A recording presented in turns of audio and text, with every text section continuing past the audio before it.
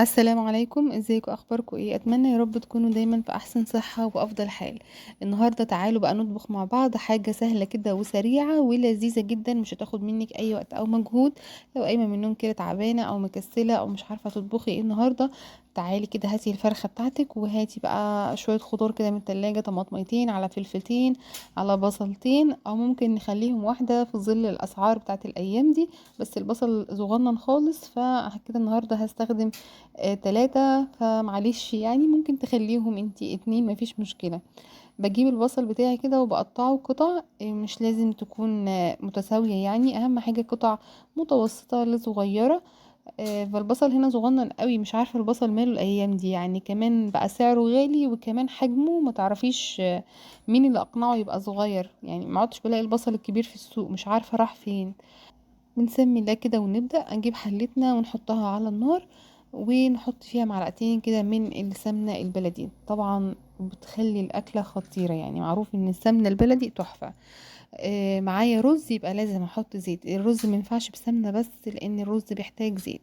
حطيت كده فصين 3 من الحبهان، وهبدأ اشوح الفرخة بتاعتي وانا منضفاها وغسلاها ومقطعاها زي الفل، مفيش فيها اي حاجة خالص.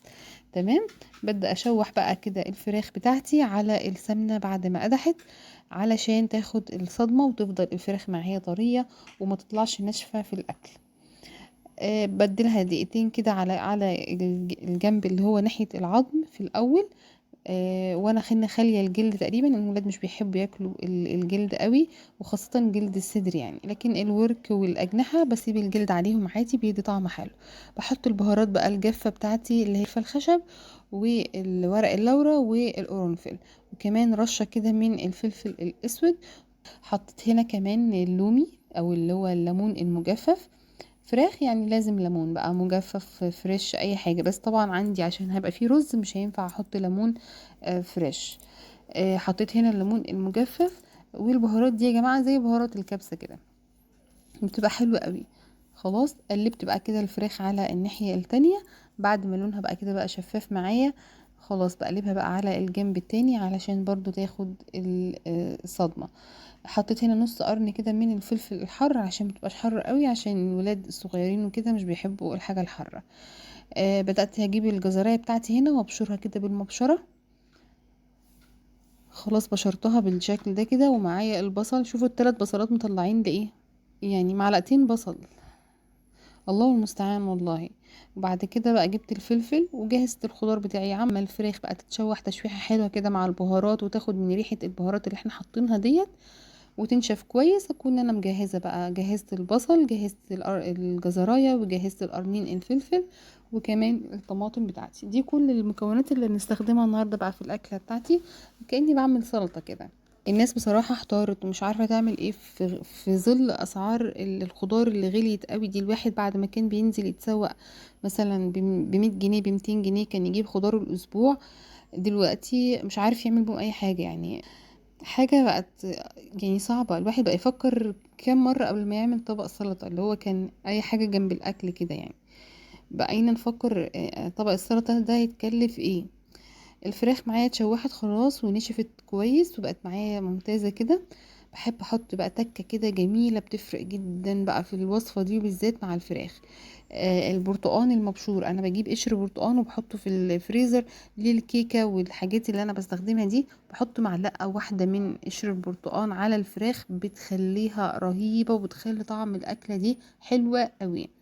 ببدأ بقى اضيف بقى البهارات بتاعتنا المطحونة، اللي هي معلقة كده من بهار الفراخ الجاهز، معلقة كده من الكاري او الكركم. في ناس ما بتحبش طعم الكاري، فحطي كركم معلقة كبيرة كده او معلقتين كبار من الكركم على الفراخ، هيدولها لون حلو، وكمان هيدولها طعم حلو، وكمان هيساعدوكي ان انت تتخلصي من الزفارة او الريحة اللي انت متبقاش حباها في الفراخ.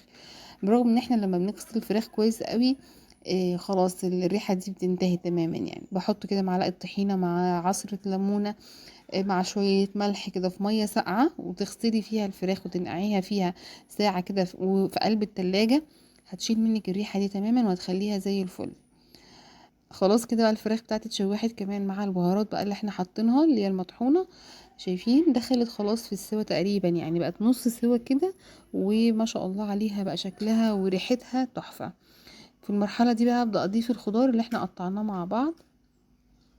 احط البصل كده الاول تقليبه حلوه كده مع الفراخ، وبعد كده بحط الجزر على الوش، واهدي بقى النار واسيب الجزر والبصل يستووا مع الفراخ من غير اي ميه نهائي. شايفين نزلوا الميه بتاعتهم، والطعم الصوص ده بقى رهيب رهيب دلوقتي.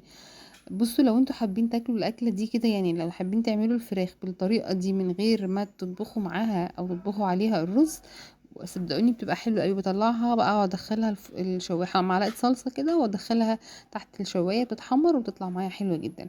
بس احنا هنكملها ونعمل طبخه في حله واحده، عشان احنا مش ناقصين فرهده ووقفه مطبخ وغسيل مواعين. حتى طعم الرز اصلا بيبقى طعمه حلو لوحده، مش محتاج اي حاجه معاه يعني. قلبت الفراخ بتاعتي كده، وبعد كده نزلت عليها بقى بالفلفل وبالطماطم اللي احنا مقطعينهم وبقيه الخضار كده بالشكل ده كده. برط عليهم واسيب النار هاديه. برضو حسيت ان الكركم بقى قليل، هحط كمان رشة كده من الكركم، وهغطي واسيب الفراخ تكمل التسوية بتاعتها كده حوالي 10 دقايق. لما الطماطم بقى والخضار والفلفل وكل الحاجات كده استوت مع بعضها بالشكل ده كده، وحسيت ان كله مكس كده وريحة الفراخ بقت تحفة، وخلاص دخلت في السي خالص، وكل الخضار بتاعي اتصلص كده مع بعضه بقى، الريحة باينة واللون باين. اتأكد كمان من سوى الفراخ، اخد الصدر كده واتأكد. خلاص الفراخ ما شاء الله معايا اهي، ما شاء الله مستوية كده. بحط بقى المية بتاعتي، عيار المية قد عيار الرز، يعني 3 كوبايات الرز اللي انت هتحطيها حطيها مية، بس تكون مية سخنة، متحطيش مية ساقعة على الفراخ وهي سخنة، هتزفرها معاكي. حطيت مية سخنة وغلت اهي، المية اصلا سخنة فنزلت تغلي معايا على طول. ظبطت بقى مقدار المية على قد مقدار الرز، على قد ما تحطي رز حطي مية.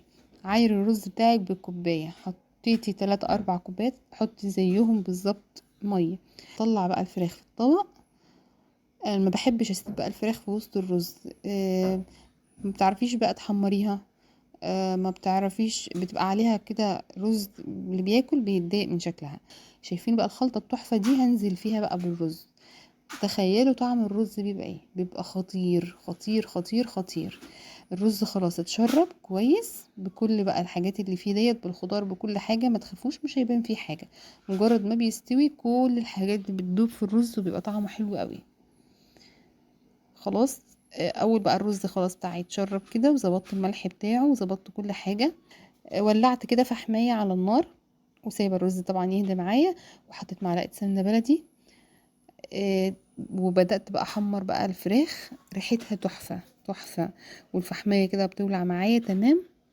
ورا هي على العين انتوا شايفينها، والفراخ عندي بتتحمر في السمنة البلدي، بتاخد بقى كده لون حلو.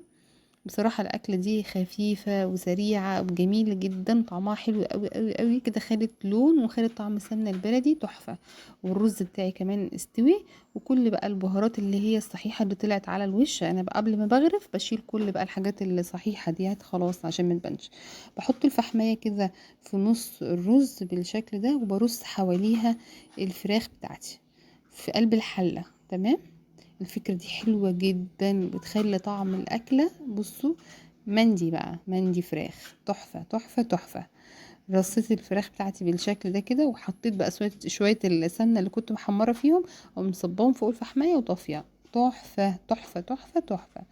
بطلع بقى الرز بغرفه هو الأول، وبعد كده بحط عليه كده الفراخ، جنبهم بقى شوية مخلل او فلفل محمر او اي حاجات كده بسيطة، وطعمها بيبقى حلو جدا جدا جدا.